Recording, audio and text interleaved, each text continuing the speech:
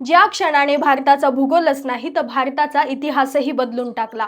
18 मार्च 1956 रोजी आग्र्याचे ते मैदान, लाखोंचा जनसमुदाय आणि त्या लोकांसमोर डॉक्टर बाबासाहेब आंबेडकरांनी गर्जना केली की मी लवकरच भगवान बुद्धांच्या चरणी आश्रय घेणार आहे। ही केवळ धर्मांतराची घोषणा नव्हती, तर हजारो वर्षांपासून गुलामगिरीत असलेल्या आपल्या समाजाला मुक्त होण्याची ती गर्जना होती। ज्या धर्माने आपल्याला माणूस म्हणून बघितलेले नाही, त्या धर्माच्या विषमतेच्या बेड्या तोडण्याची ही घोषणा होती।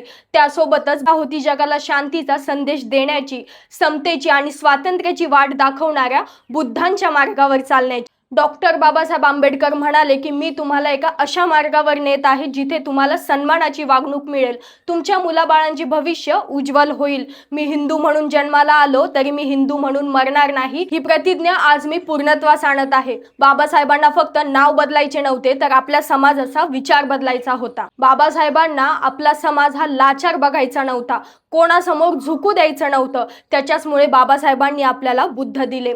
आज फक्त जय भीमच्या घोषणा देऊन आपल्याला चालणार नाही, तर बुद्धांना सुद्धा आपण आचरणात आणायला हवं। त्यासोबतच बुद्धांचा हा रथ डॉक्टर बाबासाहेब आंबेडकरांनी दिलेला आपण त्याच गतीने पुढे न्यायला हवा। नमो बुद्धाय, जय भीम।